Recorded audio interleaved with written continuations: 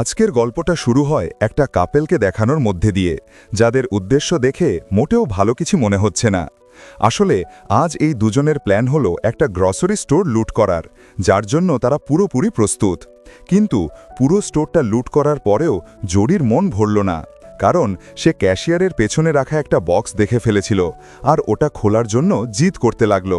কিন্তু ক্যাশিয়ার তাকে সাবধান করে দেয় যে বক্সটার ভেতরে এমন কিছু নেই যা সে চায়, তাই সে যেন ওটা না খোলে। কিন্তু জোডির মনে লোভ ছিল, তাই সে ওটা খুলেই ফেলল। আর তখনই একটা গুলির আওয়াজ আসলো।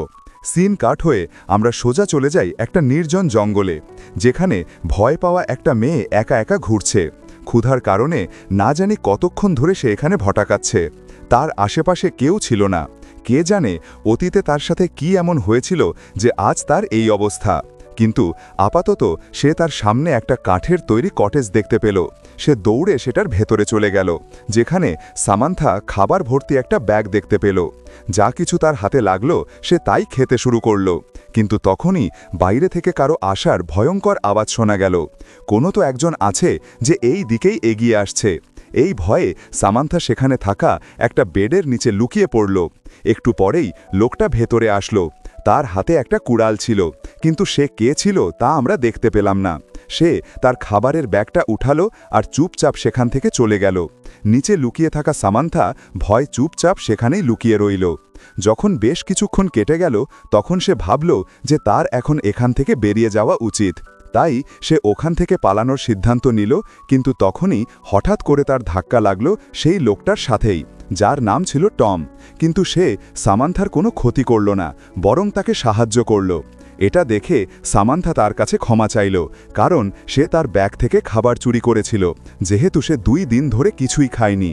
আসলে মাঝ রাস্তায় তার গাড়িটা নষ্ট হয়ে গিয়েছিল, তাই তার হাজব্যান্ড সাহায্যের জন্য কাছের একটা পেট্রোল পাম্পে গিয়েছে, কিন্তু এখনও সে ফিরে আসেনি।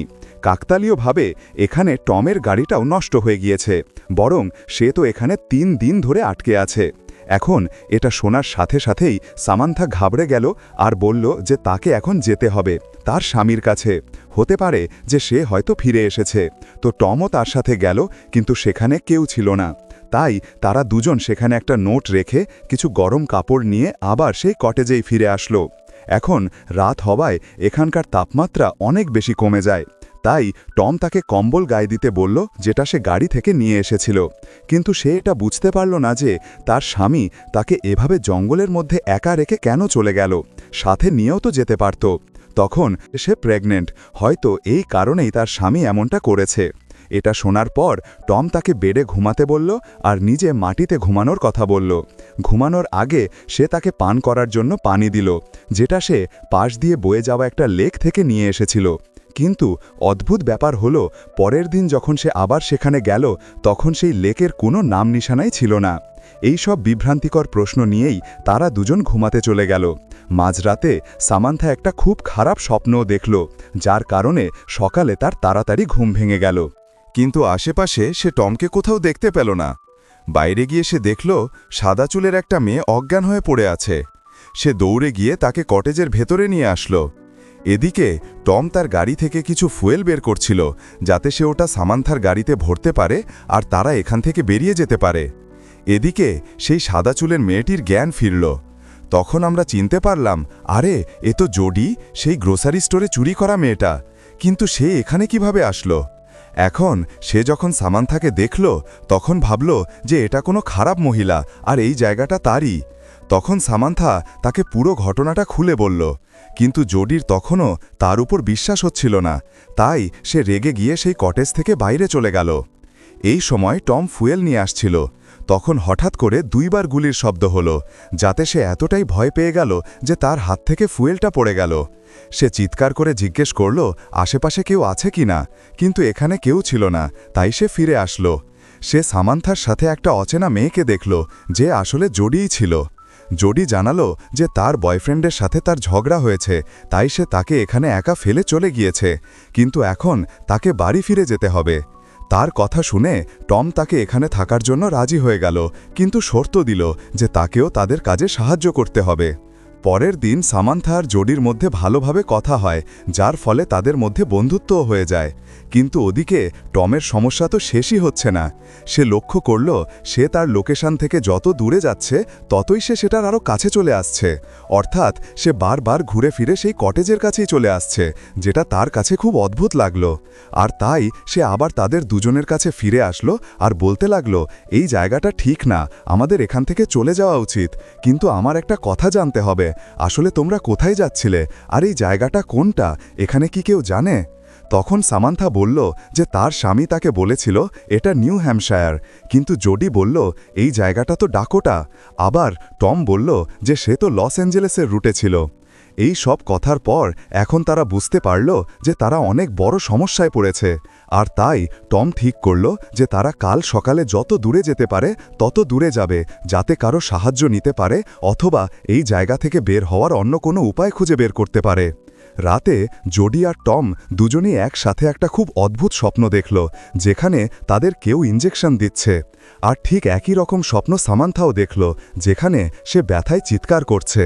যাই হোক, সকাল হতেই তারা তাদের জিনিসপত্র গুছিয়ে নিয়ে হাঁটতে শুরু করল। সামান্থার জোডির মধ্যে কথা হচ্ছিল, যেখানে সে তার অতীতের কিছু কথা শেয়ার করছিল, যেমন তার মা তাকে জন্ম দিয়েই মারা গিয়েছিল আর তখন থেকে সে অনাথাশ্রমে বড় হয়েছে। তখনই হঠাৎ করে তার পায়ে একটা জিনিসের সাথে ধাক্কা লাগলো আর সে পড়ে গেল। ঠিক সেই সময় তার জিপ থেকে টাকার একটা বান্ডিল পড়ল, যেটা দেখে টম অবাক হয়ে গেল আর তাড়াতাড়ি জিজ্ঞেস করল, তোমার কাছে এত টাকা কোথা থেকে আসলো? জবাবে জোডি বলল যে এটা তার নিজের সেভিংস, যেটা সে তার বয়ফ্রেন্ডের সাথে রেখেছিল, কিন্তু যাওয়ার সময় সে ওটা নিয়ে নিয়েছে। তখনই সামান্থার নজর সেই জিনিসটার ওপর পড়ল, যেটার সাথে জোডির ধাক্কা লেগেছিল। ওটা একটা হ্যান্ডেল ছিল। যখন টম তার কুড়াল দিয়ে ওটা ভাঙল, তখন দেখা গেল ওটা আসলে একটা জার্মান বাংকার, যার ভেতরে যুদ্ধের সমস্ত সরঞ্জাম রাখা ছিল আর কিছু ক্যান ফুডও ছিল, যেগুলোর ওপর নাৎসি আর্মির সিম্বল বানানো ছিল। এখানে সামান্থা জানায় যে তার বাবা আগে যুদ্ধ করতেন, তাই তাদের বাড়িতে এই ধরনের জিনিসপত্র প্রায়ই আসত। টম সেই সব ক্যানগুলো বাইরে নিয়ে আসলো আর তারপর দুজনকেই নিয়ে বাইরে আসলো। কিন্তু সমস্যার বিষয়টা হলো তারা আবার সেই কেবিনের কাছেই চলে এসেছিল। তাদের হিসাব অনুযায়ী তারা তো সোজা পথেই হাঁটছিল, কিন্তু সম্ভবত এখানে তাদের হিসাব মতো কিছুই চলছে না। পরের দৃশ্যে আমরা দেখি যে তিনজনই ডিনার করছে। এরপর দুই মেয়ে নিজেদের মধ্যে কথা বলছিল। তখন জোডি সামান্থাকে সত্যিটা বলে দেয় যে সে চুরি করে, কারণ এটা ছাড়া তার কাছে আর কিছু করার নেই, সে পড়ালেখা জানে না।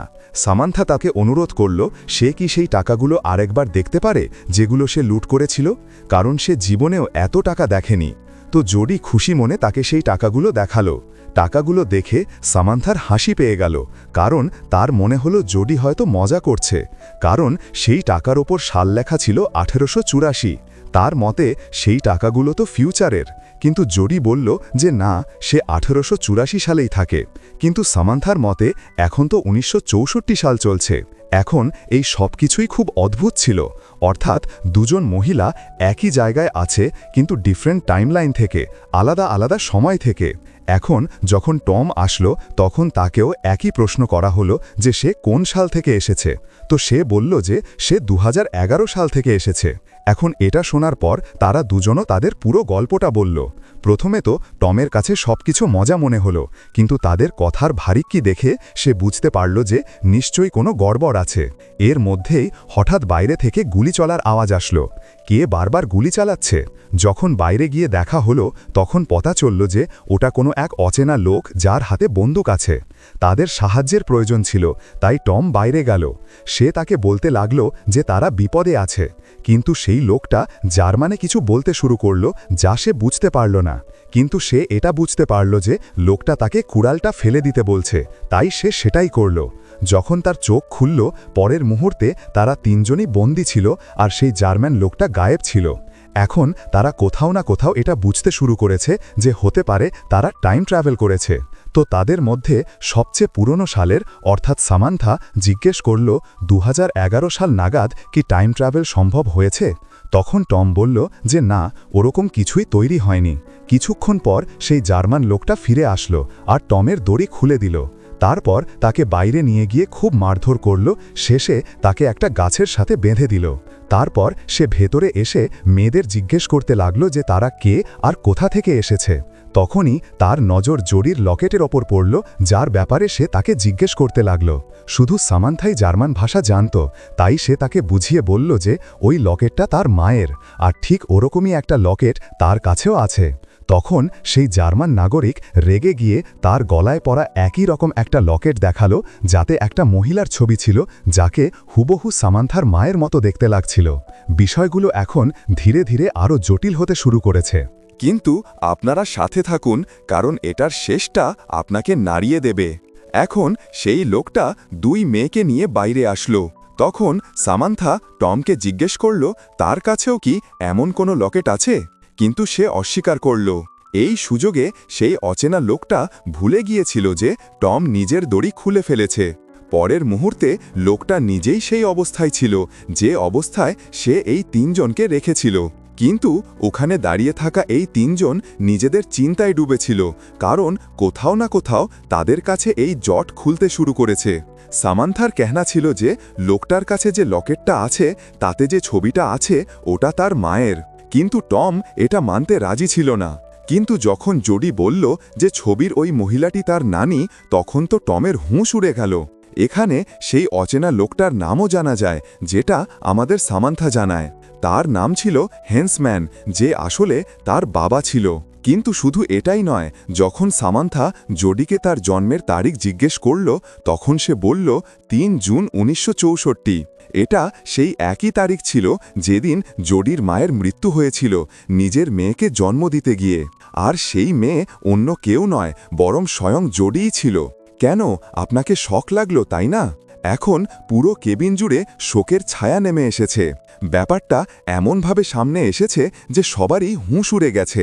সামান্থা যখন জানতে পারল যে তার স্বামী আসলে যুদ্ধে মারা গিয়েছে, তখন সে কাঁদতে কাঁদতে কেবিন থেকে বাইরে চলে গেল। কিন্তু শুধু এটাই নয়, এখানে আরও একটা রহস্যের পর্দা উঠল। বাইরে বসে থাকা টম জোডিকে জানায় যে সে আসলে তার ছেলে, কিন্তু জোডি তার এই কথাটাকে উড়িয়ে দেয়, কারণ তার কাছে ওরকম কোনো লকেট ছিল না। কিন্তু টমের কেহনা ছিল যে তার কাছেও একই লকেট আছে, কিন্তু ওটা এখন তার বাড়িতে আছে। সে জানায় যে তার মা একজন চোর ছিল, যে তার স্বামী কেবিনের সাথে মিলে শহরের গ্যাস স্টেশন, গ্রোসারি স্টোর লুট করত। কিন্তু একদিন তার মা নিজেই তার স্বামীকে খুন করে ফেলে, যার অপরাধে তার ফাঁসি হয়ে যায়। এটা একটা কঠিন সত্যি ছিল, যা আসলে বাস্তব ছিল। আর এই কথাটা জোডি সহ্য করতে পারল না, আর সেও কেবিন থেকে বাইরে চলে আসলো। বাইরে বসে থাকা উদাস সামান্থার কাছে তার মেয়ে জোডি গেল। এখন এই অনুভূতিটা ছিল সম্পূর্ণ অন্যরকম। আগের সেই ব্যাপারটা এখন শেষ হয়ে গিয়েছে, কারণ সামান্থা যখন থেকে জানতে পেরেছে যে সে তার মেয়েকে জন্ম দিতে গিয়ে মারা যাবে, তখন থেকে তার দুনিয়াটাই যেন ভেঙে পড়েছে। কিন্তু সে খুশি, কারণ তার মেয়ে বেঁচে আছে, আর পরে তার নানা নানি তার খেয়াল রাখবে। কিন্তু জোডি জানায় যে নানা নানি তার উপর অনেক অত্যাচার করত, আর সব সময় তাকে না খাইয়ে রাখত, তাই সে ছোটবেলায় বাড়ি ছেড়ে দিয়েছিল। এটা শোনার পর সামান্থা কাঁদতে লাগল, আর দৌড়ে কেবিনে এসে হেন্সম্যানকে, অর্থাৎ তার বাবাকে পুরো ব্যাপারটা বোঝালো, আর তারপর তাকে মুক্ত করার চেষ্টা করতে লাগল। কিন্তু টম তাকে এমনটা করতে বারণ করল, কারণ লোকটা খতরনাক হতে পারে। কিন্তু সামান্থার বিশ্বাস ছিল যে তার বাবা তাকে কিছুই করবে না। কিন্তু সে মুক্ত হওয়ার সাথে সাথেই তার বন্দুক আর কাপড় নিয়ে সেখান থেকে পালিয়ে গেল। এই সময় সামান্থার আবার সেই ভয়ঙ্কর স্বপ্নটার কথা মনে পড়ল, যখন সে তার বাচ্চাকে জন্ম দিতে গিয়ে মারা গিয়েছিল। কারণ সেই সময় অ্যাডাম, অর্থাৎ তার স্বামী, যুদ্ধে ছিল, আর বাড়িতে অ্যাম্বুলেন্স দেরিতে পৌঁছেছিল। ওদিকে টমও জানালো যে সেও ওরকমই একটা স্বপ্ন দেখেছিল, যেখানে সে সেই ফাদারকে গুলি করে দেয়, যে তার ওপর অত্যাচার করত, আর তারপর সে নিজেকেও গুলি করে নেয়। আর শেষে পালা আসলো জোডির। তারও সেই ফাঁসির দিনের কথা মনে পড়ল। অর্থাৎ এই 3 জনই এখন জানে যে তারা মরতে চলেছে, আর কিভাবে মরবে সেটাও তারা জানে, কিন্তু তারা এখনো মারা যায়নি। তার মানে হলো এই 3 জনই তাদের অতীত বদলাতে পারে। এই কারণে টম তাদের তাড়াতাড়ি সেই জার্মান বাংকারে নিয়ে গেল, কারণ তার মন্না ছিল যে এই সব কিছু হেন্সম্যানের মৃত্যুর পর থেকেই শুরু হয়েছিল, তো আমাদের সবার আগে তাকে আটকাতে হবে। সামান্থা জানালো যে তার বাবার মৃত্যু 14ই মে পোল্যান্ডে একটা এয়ার স্ট্রাইকে হয়েছিল, আর আজ 14ই মেই ছিল, এবং তারা যে জায়গায় দাঁড়িয়ে আছে সেটাও পোল্যান্ডই। অর্থাৎ তাদের কাছে একটা সুযোগ আছে।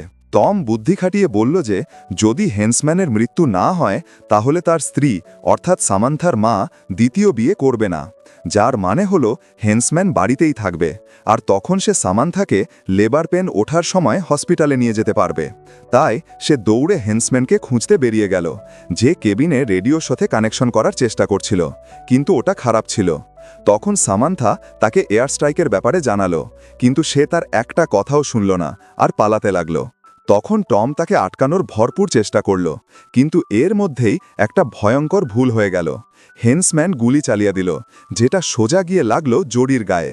হেন্সম্যান তো পালিয়ে গেল, কিন্তু ওরা দুজন আহত জোডিকে নিয়ে কেবিনে আসলো। টম এখন খুব বেশি পরেশান ছিল, কারণ যদি জোডি মারা যায় তাহলে সে কোনোদিন জন্মই নিতে পারবে না। আমাকে যে কোনোভাবে ওকে আটকাতে হবে, এই বলে সে হেন্সম্যানকে ধরার জন্য চলে গেল। এদিকে সামান্থা তার মেয়েকে বাঁচিয়ে রাখার পুরো চেষ্টা করছিল। এই কারণেই ঈশ্বর কোনোদিন কোনো মানুষকে নিজের অতীত বা ভবিষ্যৎ দেখার ক্ষমতা দেননি। না হলে সে প্রকৃতির তৈরি করা নিয়মের সাথে ছেঁড়ছাড় করা শুরু করে দেবে, যার পরিণাম খুব ভয়ঙ্কর হতে পারে। টম হেন্সম্যানকে খুঁজে তো পেল, কিন্তু সে প্রত্যেকবারই তার হাত থেকে পালিয়ে যাচ্ছিল। কিন্তু সে একটা জিনিস লক্ষ্য করল, হেন্সম্যান যেখানেই পালাক না কেন সে বারবার ঘুরে ফিরে সেই কেবিনের কাছেই চলে আসছে। তাই টমও এখন সেই কেবিনের কাছেই চলে গেল, যেখানে এখন দুজন মুখোমুখি ছিল। হেন্সম্যান তার উপর অনেকগুলো গুলি চালালো, কিন্তু একটা গুলিও তার গায়ে লাগলো না, কারণ এখন টমের অস্তিত্বই ধীরে ধীরে শেষ হয়ে যাচ্ছিল, জোডির শেষ নিঃশ্বাসের মতো। যতই জোডির আত্মা তার শরীর ছেড়ে যাচ্ছিল, ততই টম নিজের অস্তিত্ব হারাচ্ছিল। আর তারপর একটা সময় এমনও আসলো যখন সে পুরোপুরি গায়েব হয়ে গেল, কারণ জোডি মারা গিয়েছে। কিন্তু সামান্থা এটা দেখে এখন তার বাবার উপর খুব রেগে গেল। তিনি নিজের সাথে সাথে তার আগামী প্রজন্মের জীবনকেও কঠিন করে দিয়েছিলেন। এত কিছু হওয়ার পর এখন গিয়ে হেন্সম্যানের তার কথায় বিশ্বাস হলো, কিন্তু এখন আর কি হবে? এখন তো অনেক দেরি হয়ে গিয়েছে।